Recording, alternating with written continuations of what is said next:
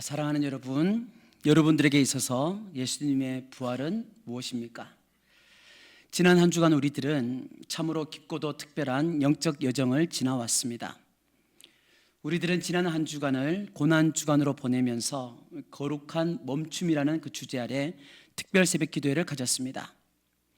월요일에는 시편 46편의 말씀을 통해 폭풍우 치는 바다 같은 그 세상 속에서 우리들은 삶의 분주함을 멈추고 너희는 가만히 있어 내가 하나님 됨을 알지어다 하시는 그 음성에 귀 기울였습니다. 내가 멈출 때 비로소 하나님이 일하기 시작하심을 보았습니다. 화요일에는 시편 77편의 말씀을 통해서 우리의 원망과 불평은 주의 은혜를 잊은 망각에서 왔음을 고백하였습니다.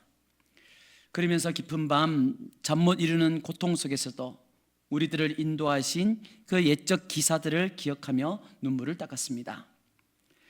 수요일에는 시편 119편 말씀으로 주시는 내 마음의 방향을 정직하게 돌아보았으며 세상의 성공 지표가 아니라 하나님의 법도를 내 발의 등불로 삼기로 결단하며 정직하게 우리 삶의 방향을 조정하였습니다.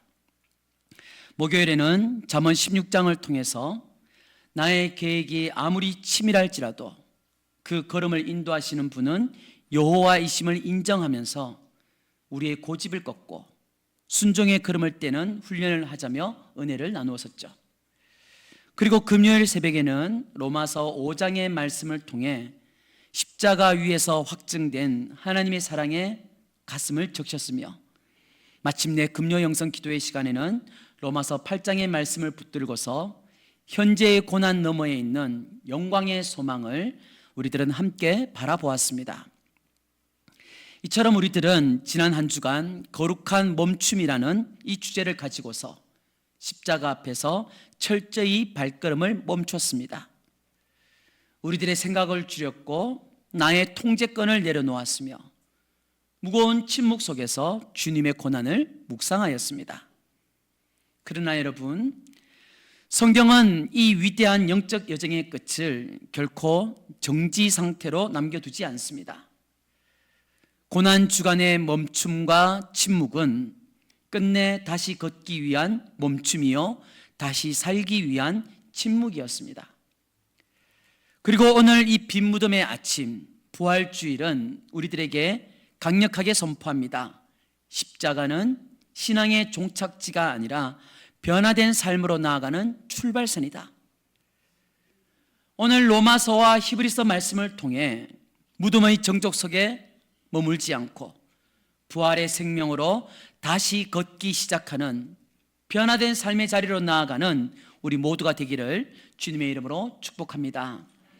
오늘 첫 번째 본문인 로마서 12장 1절은요 어찌 보면 기독교의 역사상 가장 위대하고 무거운 접속사 하나로 시작되는 것을 볼 수 있죠. 그러므로 형제들아 내가 하나님의 모든 자비하심으로 너희를 권하노니 그러므로라고 합니다. 그러므로 사도 바울은 로마서 1장에서 11장까지 죄로 인해 죽을 수밖에 없는 인간, 하나님의 타오르는 진노, 그러나 십자가를 통해 값없이 주어지는 칭의와 은혜, 성령의 구속 사역이라는 웅장한 복음의 교리를 쏟아내었습니다. 그리고 이제 12장에 이르러서 삶의 구체적인 그 실천을 명령하며 그러므로라는 이 단어를 던져줍니다. 즉 그러므로라는 이 단어는 앞선 11장의 교리라는 이 거대한 뿌리가 12장의 삶이라는 열매로 이어지는 통로인 것이죠. 영국의 위대한 강해 설교자 마틴 로이드 존스 목사님은요 이 본문을 가리켜서 이렇게 비유하기도 하였습니다. 이 그러므로라는 단어는 신약 성경 전체를 지탱하는 경첩, 힌지라고 하죠. 즉 문과 문을 연결하는 그 작은 철물, 경첩과 같다. 이 단어 앞에는 하나님께서 우리를 위해 무엇을 하셨는지 은혜의 논리가 있으며 이 단어 뒤에는 그 은혜에 빚진 우리가 하나님을 위해서 어떻게 살아야 하는지 책임의 논리가 있다라고 전해주기도 하였습니다. 그렇습니다, 여러분. 십자가의 고난과 부활의 은혜를 우리들이 진정으로 경험하였다면, 그렇다면 이제 우리들의 삶은 그러므로 이전과는 달라져야 합니다. 여러분, 구원은요, 우리들을 십자가 앞에 멈추어 서게 하지만 동시에 우리를 세상 속으로 다시 걷게 만듭니다. 무슨 말입니까? 즉, 고난 주간 동안 잠 설쳐가며 새벽마다 기도의 자리에 나와서 찬양과 말씀, 기도를 통해 눈물 콧물 흘리면서 십자가의 은혜에 감동하였으나 오늘 부활주의를 지나고 맞이하는 내일 월요일 아침, 우리는 직장과 가정에서 여전히 이전과 똑같은 욕망, 똑같은 이기심, 똑같은 방식으로 우리가 살아간다면 우리들은 아직 그러므로의 이 복음을 살아내지 못한다는 것이죠. 감정의 여운에만 머무르는 신앙은 여러분 화석화된 종교일 뿐 무덤을 박차고 나오는 진정한 부활신앙이요 역동적인 신앙이 아님을 우리들은 기억해야 할 것입니다. 자, 그렇다면 부활을 경험한 성도라면 구체적으로 어떻게 다시 걸어가야 할까요? 바울은 1절 하반절에서 이렇게 권면합니다. 너희 몸을 하나님이 기뻐하시는 거룩한 산 제물로 드리라. 이는 너희가 드릴 영적 예배니라라고 전해주고 있습니다. 여러분, 구약시대의 제사는 어떠했습니까? 피냄새가 진동하는 그런 제사였습니다. 제물은요, 제단 위에서 반드시 죽어야 했습니다. 양이나 소 등의 짐승의 각을 뜨고 피를 흘려 죽어서 제단에 바쳐졌습니다. 그런데 바울은 역설적이게도 산 제물을 요구한다는 것이죠. 이건 여러분 형용모순이지 않습니까? 어떻게 제물이 살아 있을 수 있습니까? 그 해답은 여러분 부활에 있는 것이죠. 죽음을 이기시고 부활하신 예수 그리스도의 그 생명이 우리 안에 들어왔기 때문에 우리들은 이제 죽음의 제사가 아니라 부활의 생명력으로 살아있는 상태로 우리 자신들을 하나님께 바치는 존재가 되었다라는 것이죠. 즉 매일의 삶 속에서 나의 자아는 죽고 주님이 사시는 과정을 의미하는 것입니다. 더욱 중요한 것은요, 바울이 뭐라고 말합니까? 너희의 마음을 드려라 하지 않고 너희의 몸을 드려라고 하고 있습니다. 당시에 여러분 헬라 철학은요, 이원론, 즉 영혼은 선하고 육체는 악하고 부끄러운 감옥이다라고 가르쳤습니다. 그래서 사람들은 마음으로만 잘 믿으면 되지 육체로는 무엇을 하든 상관없다라는 이 방종이나 극단적인 금욕에 빠졌던 것이죠. 하지만 여러분 바울은 단호합니다. 너희들의 손과 발 모든 것이 바로 하나님께서 거하시는 성전이며 제물이다라는 것이죠. 그러니 당시 사람들에게 이 말은 충격적이었던 것입니다. 그러나 여러분 개혁주의 신앙은 어떻습니까? 마음 속에만 머무는 관념적인 종교를 배격합니다. 즉 진정한 예배, 영적 예배는요, 주일 오전에만 이 예배당 안에서 찬송 부르는 1시간으로만 끝나지 않는다는 거죠. 부활하신 주님과 함께 내가 다시 걸어간다라는 것은 나의 손과 발, 나의 눈과 입술, 즉 나의 몸이 움직이는 일상의 모든 현장 곳곳에서 순종으로 예배를 드리는 것을 말하고 있습니다.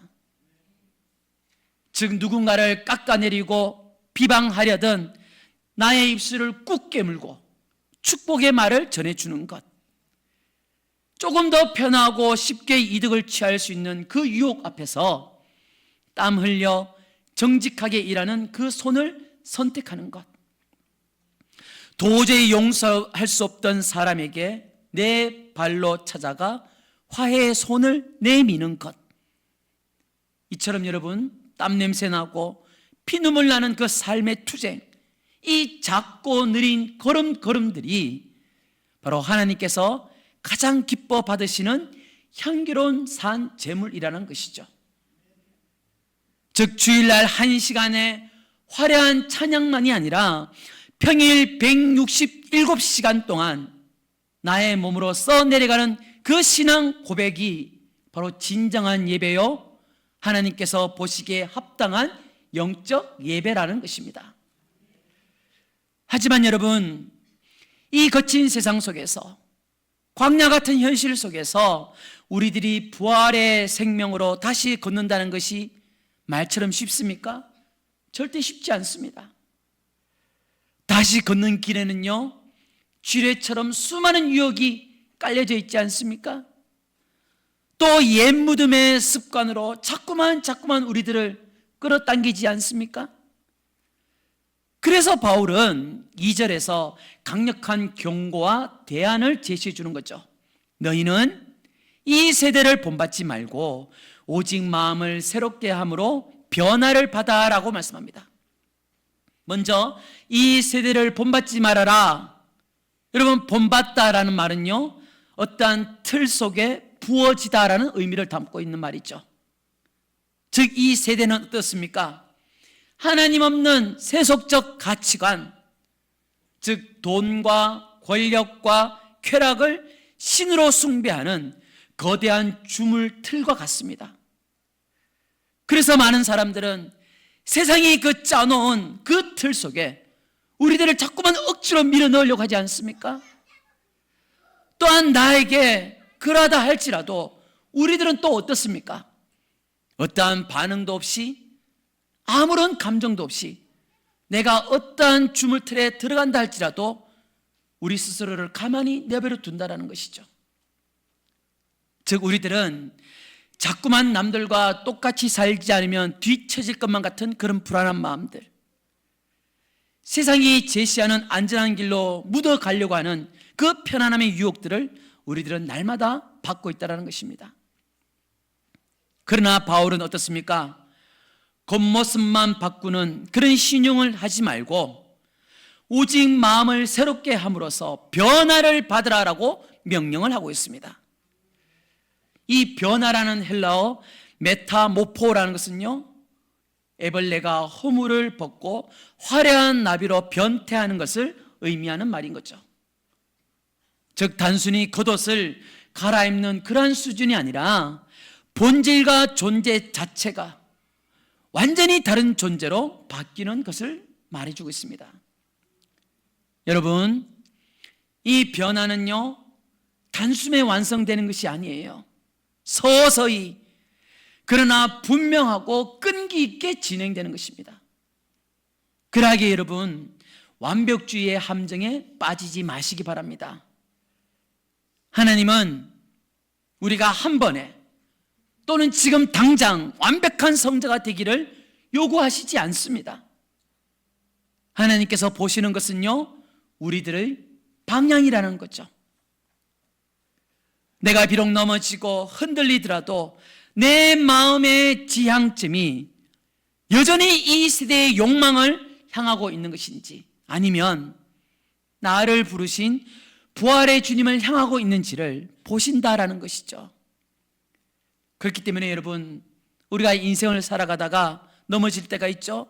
넘어지더라도 우리는 주님 쪽으로 넘어져야 되는 것입니다. 자꾸만 세상 쪽으로 넘어져서 세상에 기웃거리고 세상에서 해결받으려고 해서는 안 된다는 거죠.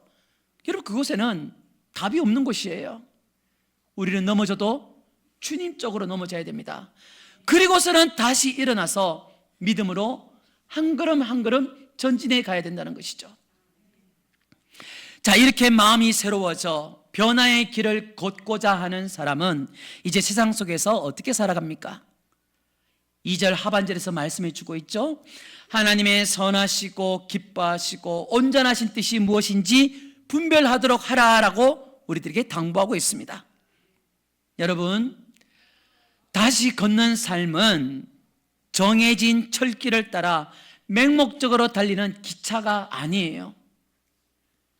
매 순간 영적인 그 나침반을 들고서 안개자욱한 그 세상의 숲을 분별하며 길을 만들어가는 개척의 과정인 것입니다.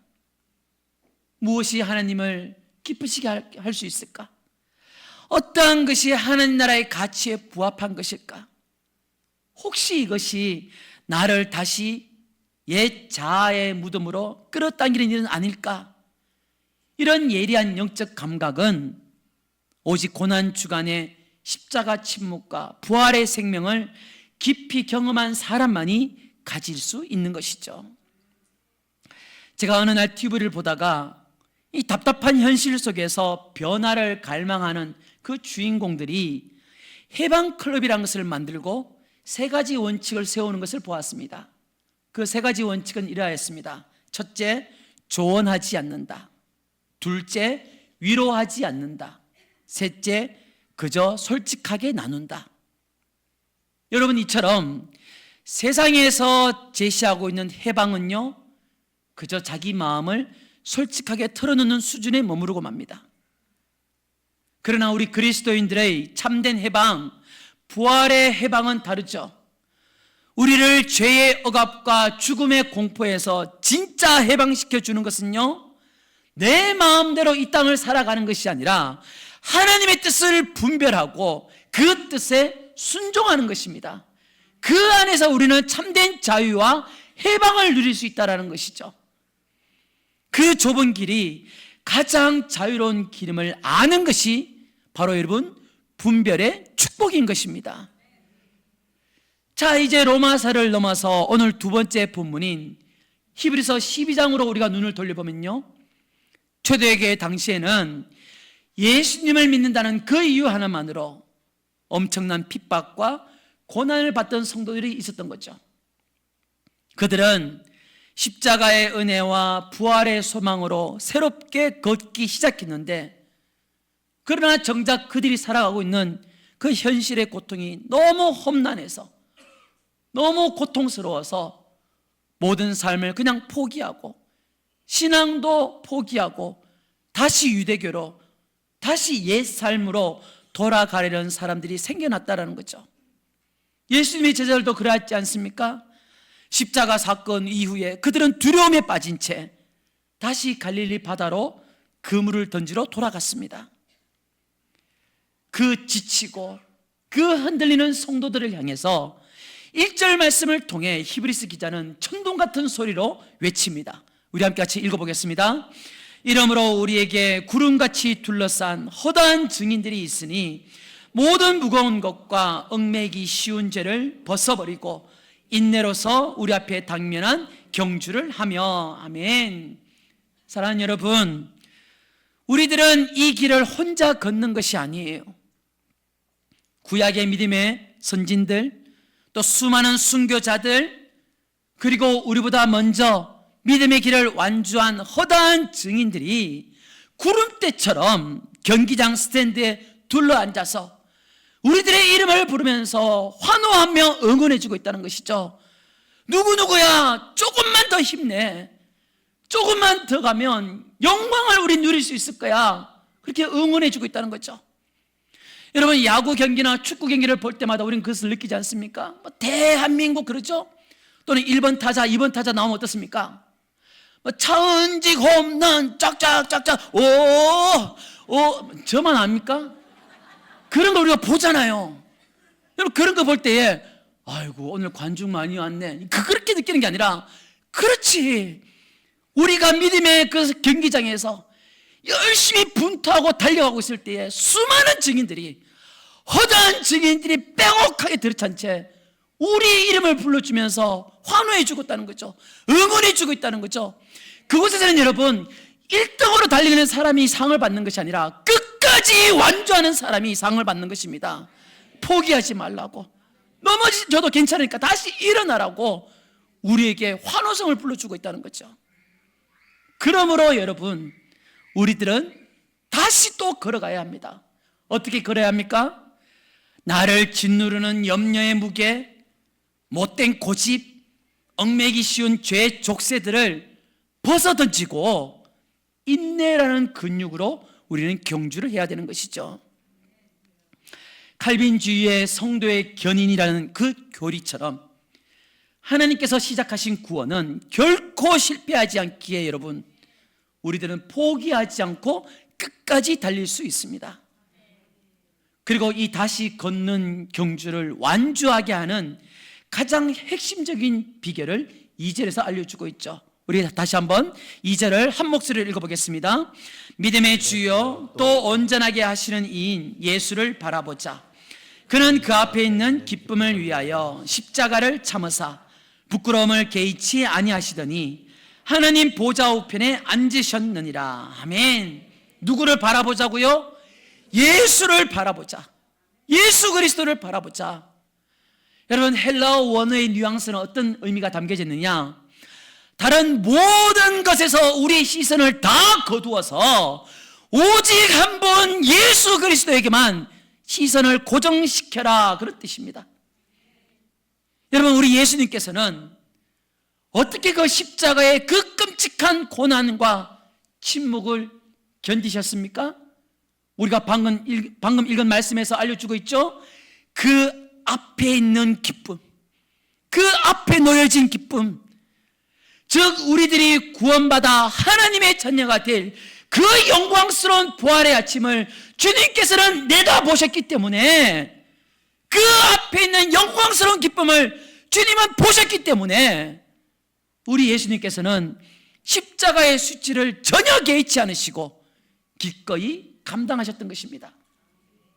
그리고 지금은 하나님 보좌 우편에 승리자로 앉아 계시는 것이죠.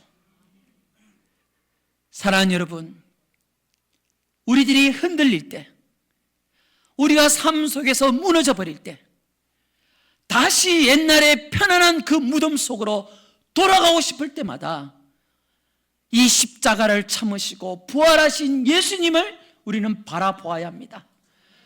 우리 삶 속에서 낙담할 때가 얼마나 많이 있습니까? 그 문제를 우리는 풀고자 세상을 기웃거리고, 소위 말해서 세상의 전문가라는 그 말 속에 우린 넘어가고, 세상의 방식으로, 돈으로, 인맥으로 풀어가려고 할 때가 얼마나 많이 있습니까? 아니요. 때로는 여러분 그것은 도움이 되기도 하죠. 하지만 여러분, 결정적인 해답은 어디에 있다고요? 예수 그리스도를 바라보는 것에 모든 답이 있음을 여러분 잊지 마시길 바랍니다. 그분의 시선과 나의 시선이 마주하게 될 때에 우리들은 다시 일어설 힘을 얻게 된다는 것이죠. 말씀을 정리할까요? 사랑하는 여러분, 우리들은 고난주간의 깊은 묵상을 마치고 오늘 영광스러운 부활주일 아침을 맞이했습니다. 고난주간은 우리들을 십자가 앞에 멈추게 했습니다. 내 인생의 통제권을 내려놓고 하나님께만 집중하게 했습니다. 그러나 여러분, 그 무덤에서의 기다림은 끝이 아니라 다시 걷기 위한 위대한 준비였다라는 것이죠. 이제 우리들은 우리 자신에게 엄중하게 물어봐야 합니다. 십자가의 은혜를 통과하고 빈 무덤의 승리를 목격한 나는 이제 어디를 향해 걷고 있는가? 이제 우리들은 결코 이전과 같은 방식으로 살 수 없습니다. 사망 권세를 깨뜨리신 부활의 주님이 지금 내 안에 살아 계시는데, 어떻게 우리가 예전처럼 돈에 쩔쩔매고 사람들의 시선에 갇히고 미움과 시기 속에 파묻힌 채 살아갈 수가 있겠습니까? 이제 우리는 여러분 다시 걸어가야 합니다. 때로는 여러분 그 걸음이 느릴 수도 있습니다. 때로는 우리가 걸어가지만 장애물에 걸려서 비틀거릴 수도 있습니다. 그러나 여러분 기억하십시오. 우리들이 걷는 이 변화된 삶의 길, 산 제물로 드려지는 영적 예배의 길 위에는 부활하신 주님께서 항상 나와 함께 동행하신다는 것을 여러분 잊지 마시기 바랍니다. 그 주님이 계시기 때문에 우린 다시 힘을 얻을 수 있고, 주님께서 우리에게 제시 주신 그 사명의 길로 갈 수 있다는 것이죠. 엠마오로 가던 두 제자에게 찾아가셔서 그들의 그 시그진 가슴을 다시 뜨겁게 해주시고, 그들의 발걸음을 돌이켜서 사명의 자리로 향하게 하셨던 그 주님께서 오늘 우리들의 매일의 일상 속에도 함께 걸어주실 것입니다. 그러므로 형제들아, 복음이 우리에게 던지는 이 무거운 부르심에 여러분 온 삶으로 응답하시기 바랍니다. 이 세대를 본받지 마시고 마음을 날마다 새롭게 하여 변화를 받아 우리들의 몸을 일상의 예배로 드리시기를 소망합니다. 오늘 부활의 아침 십자가를 뒤로 하고 생명의 길을 향해 힘차게 다시 걷기 시작하는 변화된 삶의 주인공들이 다 되시기를 살아계신 예수님의 이름으로 축복합니다.